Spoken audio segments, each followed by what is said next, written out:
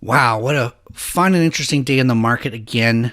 If we look at the S&P 500 over the last 2-3 weeks here, we can see that it's building up in May, going higher, May into June, first week of June, higher and higher.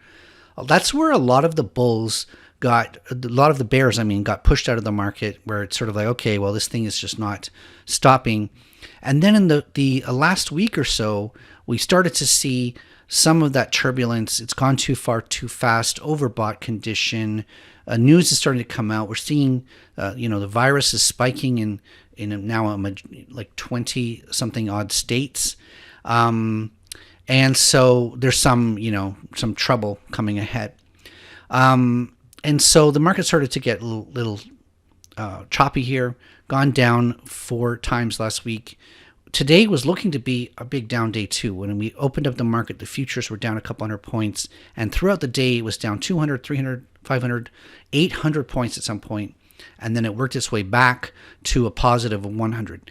Now, certainly having the Fed come out in the afternoon and say that they're going to start buying corporate bonds directly and not just ETFs, that means that they're basically still continuing to inject money in the system. There's $700 billion that they're looking to spend on corporate debt. So, companies are not going to go out of business, big companies at least. That, of course, the S&P 500 is big companies. So the entire economy might be devastated. 50% of restaurants might go out of business, but the big companies are going to be safe. Don't be worried. So anyways, we're looking at the S&P. And what's basically happening is what's called volatility. And if we switch over to the VIX index, we can sort of see as we go through February, up until February, the VIX is quite low at around 12 and 13 points. And then it starts to go up and up. And those are the days where the market was down 1%, down 2%. We were really not sure what's going on. Maybe there's a small correction.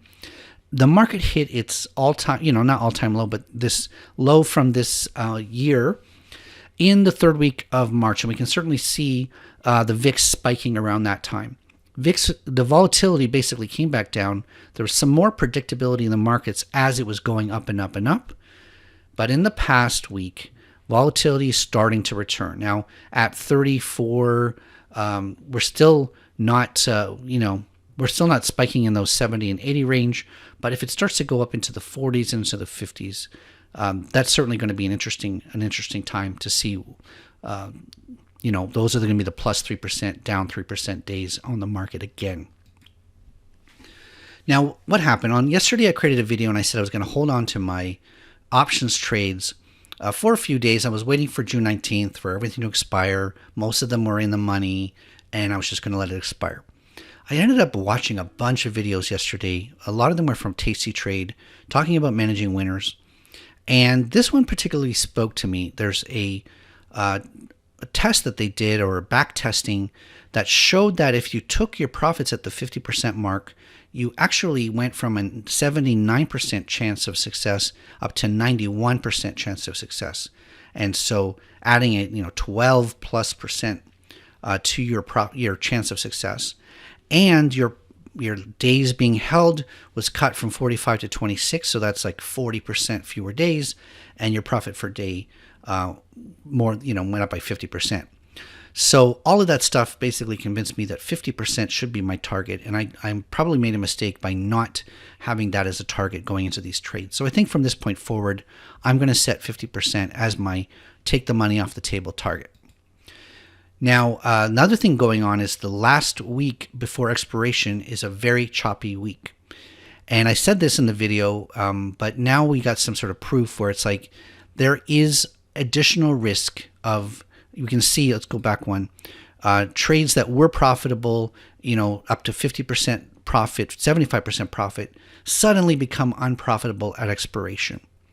And so if you're not managing the winning trades in the last week or 2 weeks before expiration, you're adding additional risk without seeing the additional profits for that. Here's an example of that risk. We can see the out of the money options at the bottom, the green line. They basically don't track the stock very much, but they're not very volatile. The out of the money options just sort of lose value until they hit zero on our expiration day. The in the money options, the deep in the money options, gain a little bit of value, and they basically become full valued at expiration date. But the at the money options, which were trading around 50 deltas, which basically means if the stock moves $1, the at the money option moves 50 cents. Well, basically that just goes a wild swing. You go up and then down and up and down that last 10 days. It becomes a real roller coaster ride. So that's a risk that you're not necessarily getting adequately paid for. Now, there's another site called Option Alpha, which seems to be, it's a really well-designed site, I'll say that. They have an exit guide that also says 50% profit for a call debit spreads. This is what I'm doing, or a covered call. So I'm going to say going forward, I'm going to define the 50% mark as my exit strategy. And what that meant was that a lot of those options, I thought that, we're going into that last week. We've got the gamma risk. We also got the 50% profit I want to take. So I decided to close out a lot of those June options. So waking up this morning, I wanted to get out of IVR, MARC, and the LATAM options. Now, DGLY, I also own some covered calls on. But the thing is, all day it's been pretty pegged to the $5 mark. So I have $5 strikes, and basically you can see the stock going from 490 to 510, back down to 490, back up to 505, down to 495 all day. It was basically trading within that very narrow range. We can see by that circle on the graph here, and the dotted line represents my strike price. So unfortunately, I am in that trap with the the highly volatile options in the week before expiration. I'm already in the trap. So I just have to be patient and trust that when the option does expire, whether it's a little bit out of the money or a little bit in the money, that I'll pretty much be able to capture most of my value there. We also had it with DGLY, an incident in Atlanta on the weekend, another police incident. And so the product that DGLY sells in terms of police cameras certainly becomes more attractive. I think the president is going to issue a order tomorrow, executive order, talking about monitoring of police activities. And so this certainly plays, I think, right into that play. In fact, I may want to get out of the call options and just continue holding the stock, but that's a totally different discussion.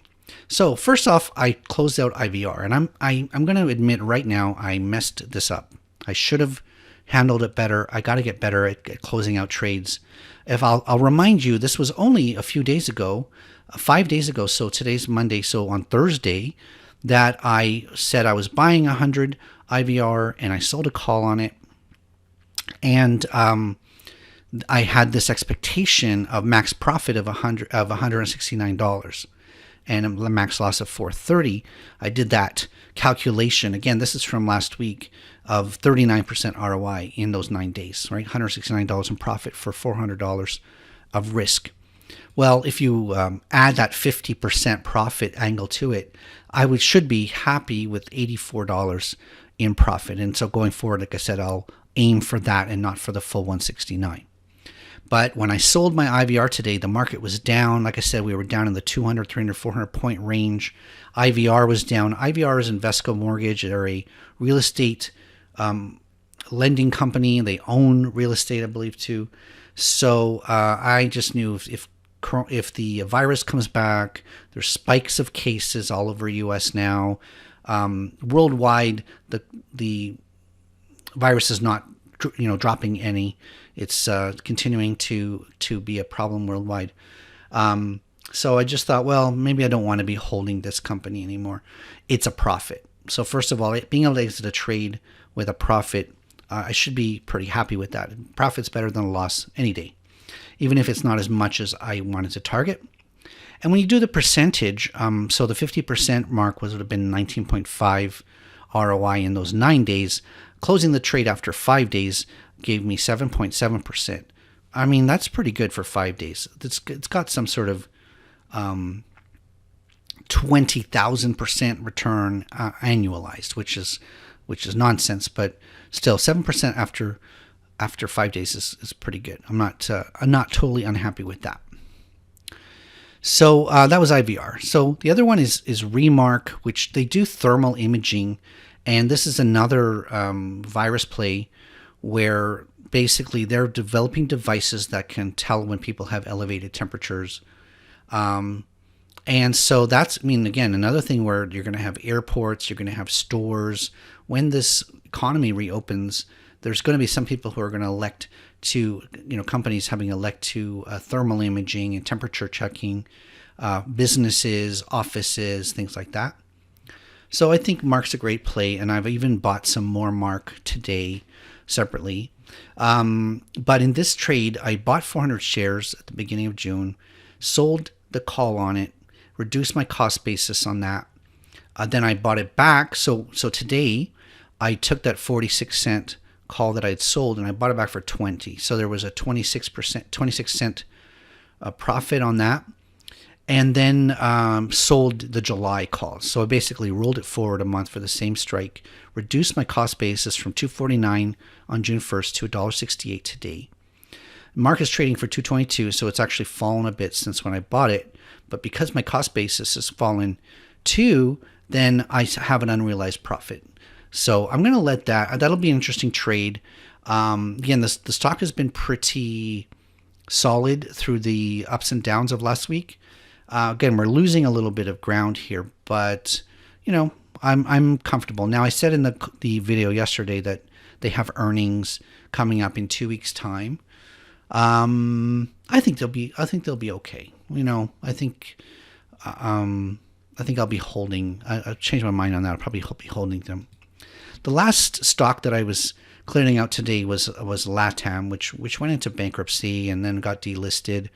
I bought LATAM. It was a hype. I think I said in a video yesterday. Totally sort of bought into some hype here. Bought some shares at $2.42. Sold the call on it for what I thought was a juicy return, $1.87 cost basis.